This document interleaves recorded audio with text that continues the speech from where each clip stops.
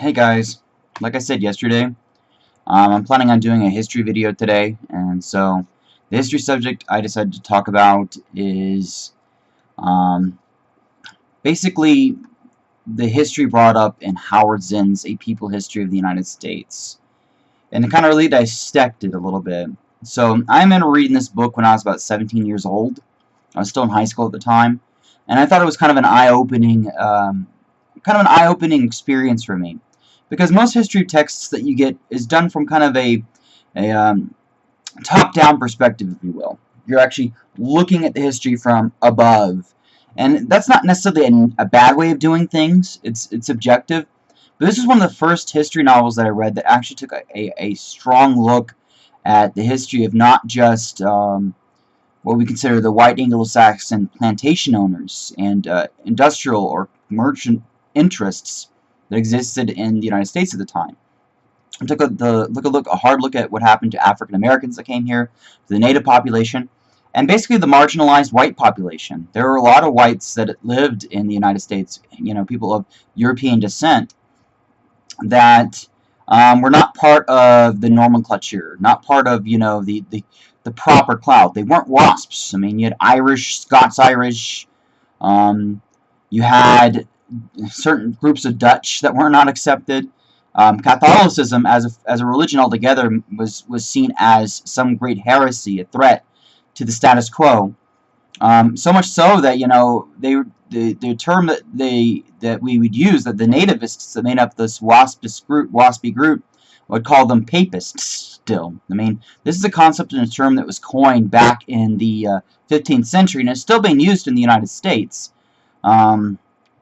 So I felt that the book did a great job of opening my perspective to different ways of looking at history, and particularly looking at the history of peoples that were not discussed a lot. I mean, in discussing slavery, we discuss it quite a bit in my high school classes and in my school because it's an important subject, but they didn't discuss it in its full extent.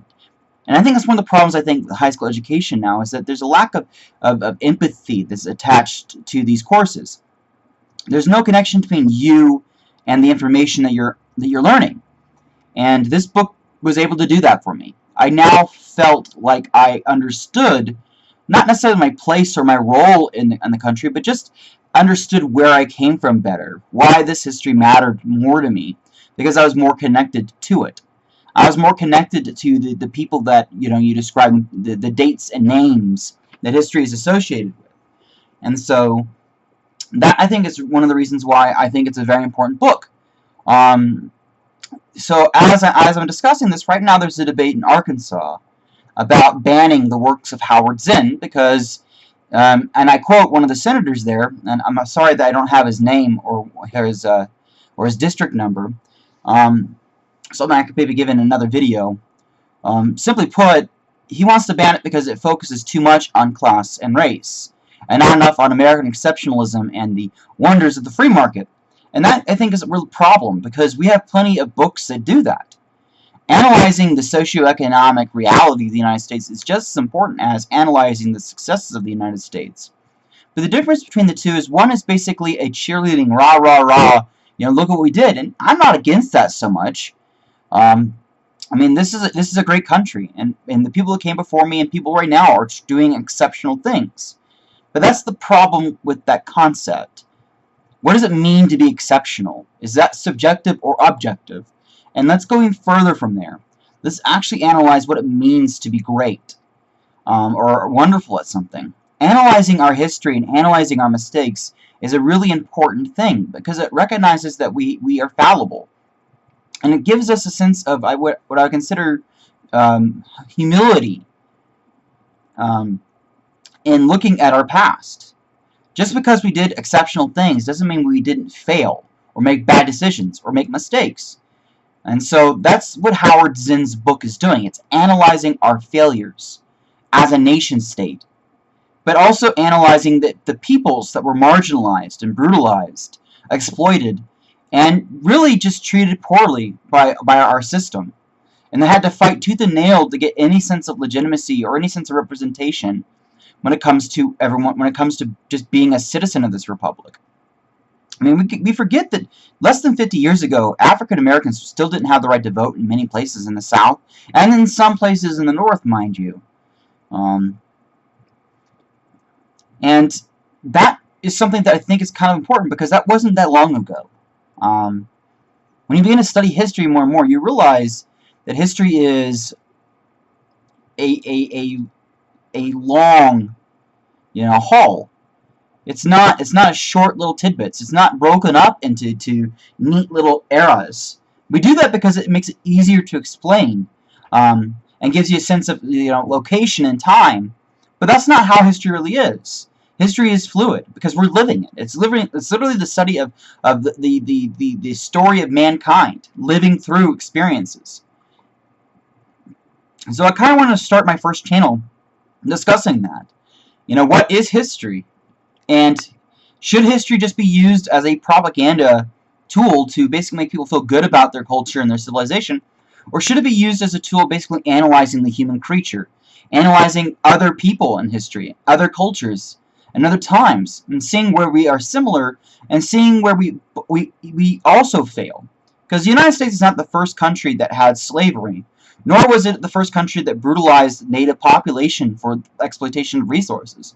The Europeans did this, the Chinese, the Japanese. The empires in history have done this, regardless.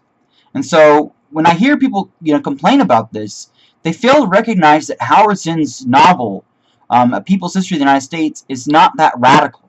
Really, it isn't. All it does is challenge the preconceived notion that we are a moral empire. And those two things are not compatible. Empires are not moral, because it's literally one group of people exploiting another group of people for resources and power. And that's empire in a nutshell.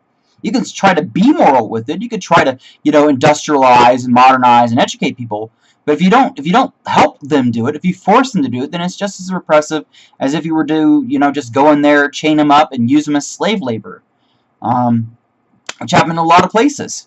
So my point with this video is not just to rant and rave about the history of the United States. It's to point out that if we want to be serious about our education and subjects, we need to take a complete look at our history. We can't just look at the successes. We can't just look at the moon landing and say, that's it, that's America. Or the railroads, when the Transcontinental Railroad put together, when we finally put the final spikes in. We can't just say, oh, that's America, that's it. America is a complex and, at times, harsh history to go through, because there was a lot of oppression, there was a lot of brutality. This preconceived notion of this shining city in the hill, with its waspy imagery, doesn't fit the bill. It's not correct. And to just try to force that on kids is to basically marginalize the reality that happened. It's to ignore the labor movement, to ignore the people that were brutalized and marginalized by industry and by financial interests. It's to ignore the plight of the poor farmers in the South and in the Midwest and in the West and in the Northeast, poor in general. It's to ignore the plights of African Americans, Hispanics that were living here. Because, yeah, surprisingly enough, there were Mexicans living in the United States long before the migration issue that came up in the 70s. Okay? And for decades, for centuries almost, Mexicans had been used as cheap sources of labor. So, this is the reason why this book is important. Because it cuts away this idea of exceptionalism. Exceptionalism is not in state, it's in acts. You do exceptional things. You're not simply exceptional because you exist. And that's the problem that I have with this notion of American exceptionalism. It's this idea that we're exceptional because we are exceptional. It's this open-ended logic. No, we were exceptional because we did exceptional things. Landing on the moon is an exceptional thing. That's a feat that no other people have done before.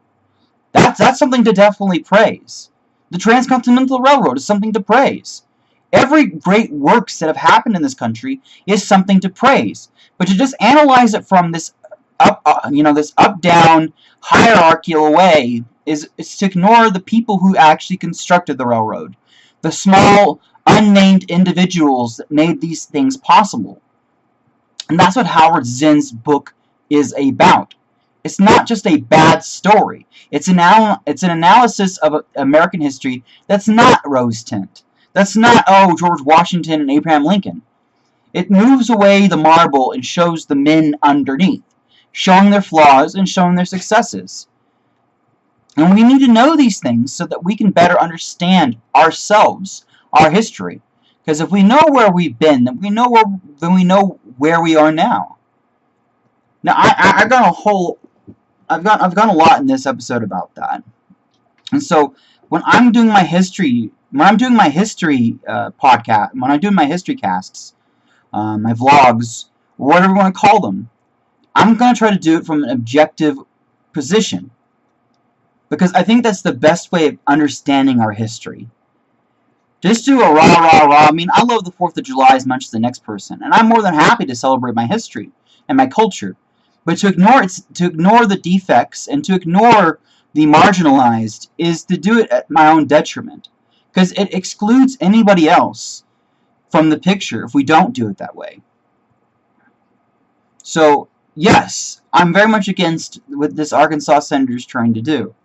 If you're trying to prevent people access of knowledge because it doesn't fit into your worldview, then that's a problem. Like, I watched John Wayne's The Alamo. I love that movie. But I know it's crap. I know it's not real. I know that that's a romanticized version of the film, of the event that happened. I recognize that. I can enjoy cowboy movies and know that they're crap. Because I'm able to enjoy Lord of the Rings and know that that's not real. That never really happened. So, that's the thing. Exploring and enjoying one's culture and celebrating our achievements is not a bad thing. But we need to own when we failed on things. We need to own when people were marginalized. Because the irony is that a lot of us, a good chunk of us, were actually part of that group, that marginalized group. The group of people who were expected to work 6 days a week, you know, with 10 cents an hour, having to compete with their neighbors to a point of drudgery so that a handful of Americans could be more rich. That's industrialization. That's what happened. The labor movement was a good thing because it pushed back against that. It demanded a 2-day weekend. It demanded, you know, fair compensation, safety regulations, for God's sake. You know, holidays with pay. A lot of things that we take for granted in this country today were the result of other people's hard work. That's exceptional. But it's not celebrated in the United States. Labor is seen as this dangerous threat to the American way. And it's ironic because most of us are laborers. So why do we see labor as a bad idea? Why do we see the labor movement as a bad concept? We benefited from it tremendously. It helped us to democratize the economy that we lived in, giving us some rights and some basic protections and securities from our employers. And if that frustrates the conceived logic of liberalism, well, that's just the natural process. Preconceived notions of control and dominance always become subject to the realities of the time. What that means is what was completely normal today can be completely awkward and backwards tomorrow. I mean, you can just see that in living time. Things that were funny and humorous back in the 2000s are seen as insensitive and stupid today. Why is that? Because we have a better understanding of who we are and the people that were being made fun of. I mean, I remember the times where gay jokes were the rage. Making fun of gay people was the funniest thing ever. But now it just seems really petty and kind of pathetic when you do it, because this is a group of people just like everybody else. So this is why Howard Zinn's work and works like Howard Zinn's are important. Because it allows us to analyze people in this country that did not have a voice. They did not have the ability to engage in the narrative of the country because they were marginalized. They weren't allowed to. They were not seen as the shapers and creators of our society. They're seen as the quiet masses that had to toil and do and suffer what they must. I mean, there's an old Athenian proverb, you know, that explained why Athenians were able to behave the way they were. The strong will do what they will, and the weak will suffer what they must. And that's a concept I don't think has left the consciousness of Western society or society in general, because it's a simple knee-jerk response to power. So, like I said, I'm going to be analyzing American history, but I'm also going to be explaining modern political concepts with an historical perspective, meaning that I'm going to look at things that are happening now and show you kind of correlations in the past and the pattern of human behavior in the past to see what might possibly happen and see what might be a good idea to go. Once again, guys, thanks for listening. Please comment and response. If you have any historical periods or any things you'd like me to talk about, feel free to comment below and ask me about it. I'd be more than happy to do that. Thank you, guys. Once again, I hope you all have a great day.